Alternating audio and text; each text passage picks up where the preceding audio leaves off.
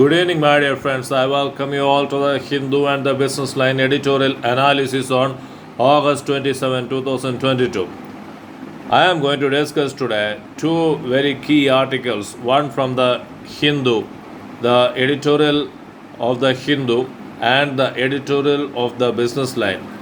The first one is titled Shadow over Soren, which is from the Hindu. The second editorial, that is IT is tricky, which is from the Business Line. Let us take up the topics one by one. Shadow over Soren. Hemant Soren, the Chief Minister of Jharkhand, is under clouds and under boils now. He has been caught for overstepping his mark as the Minister of Mines in 2021 to award a mining license to him, which was referred by the central government, the BJP ruled central government, to the election commissioner.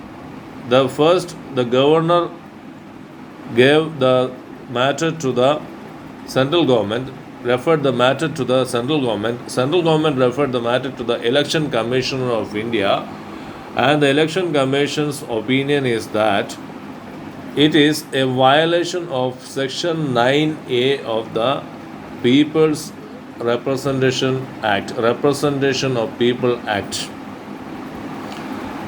In 2021, while serving as the Minister of Mines, Hemant Soren, the son of Shibu Soren, had awarded him the mining license, overstepping the mark as a public officer executive in the trust of the people, and has committed a very gross corruption act.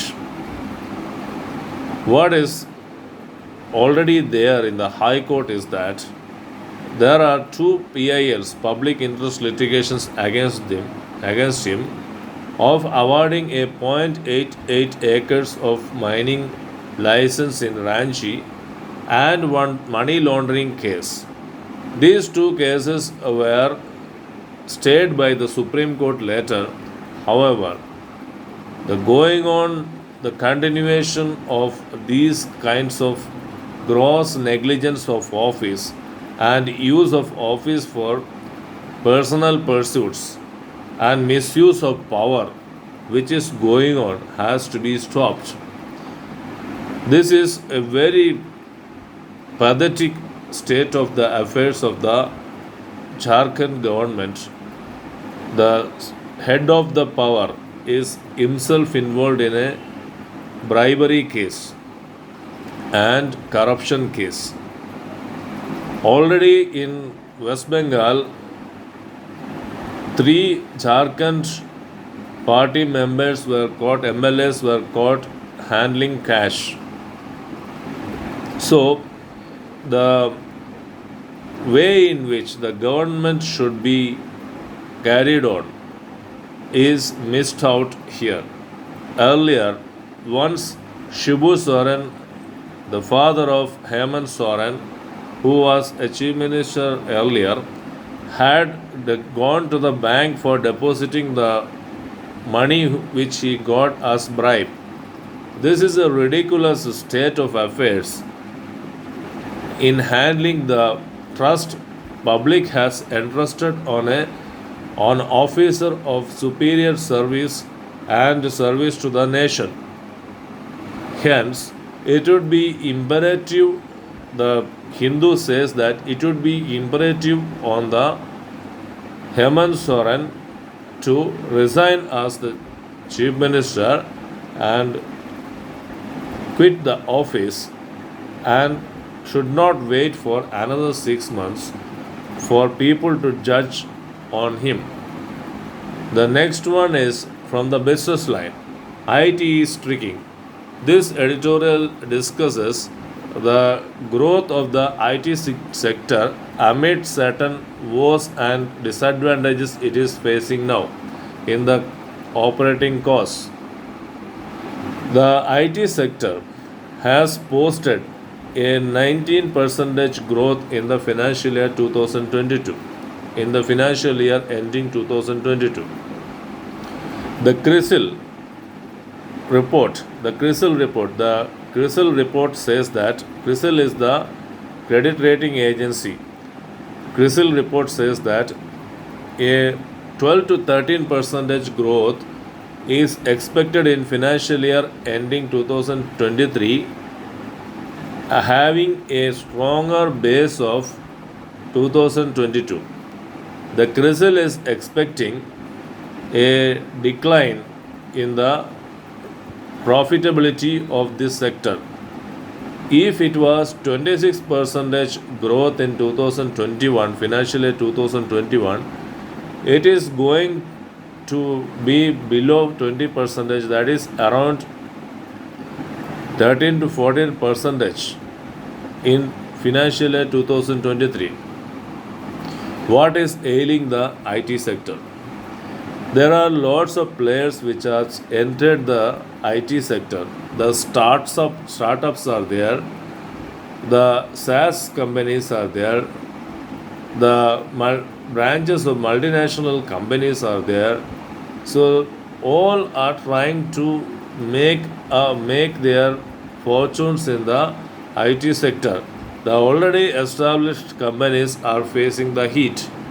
IT sector has commendably withstood the crisis of 2008 global depression and the COVID crisis during 2020-21. However, the sector is facing a downturn now because the operating costs are rising.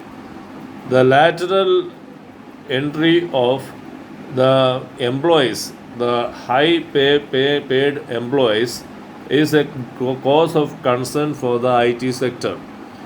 It is damaging the operating revenue of the sector by reducing the profitability of the sector. So the margins are shrinking.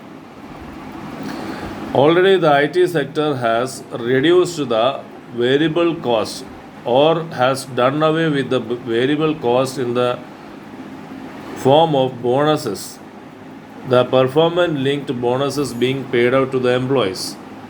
The IT sector, if it is doing like this, it is facing a threat of attrition. Attrition means going away of the key employees. Then there is the problem of, in the COVID times, there was work from home and the travel costs and the many related operating costs were saved. Now it has come back.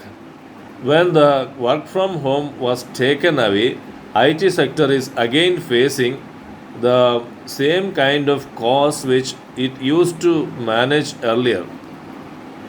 Although there are prospects are very high in the IT sector in the way of artificial intelligence and machine learning, there is data analytics also which is used by the government agencies. There are lots of opportunities are opening up for the IT sector. However, the recession in the European countries and the United States is still a big problem because they are the great markets of this IT sector.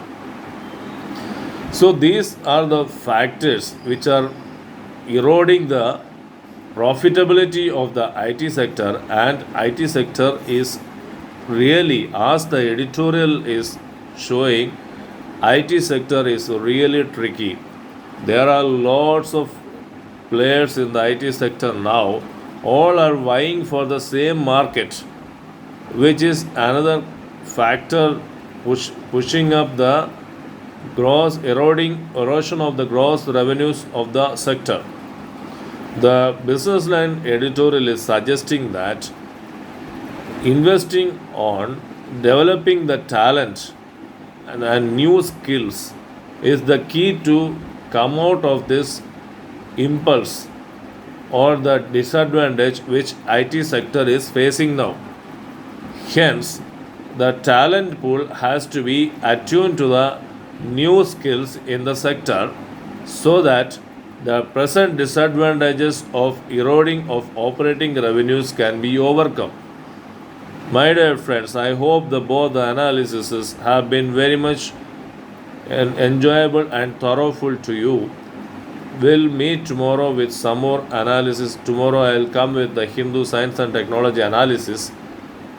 Till then, bye, take care, bye bye.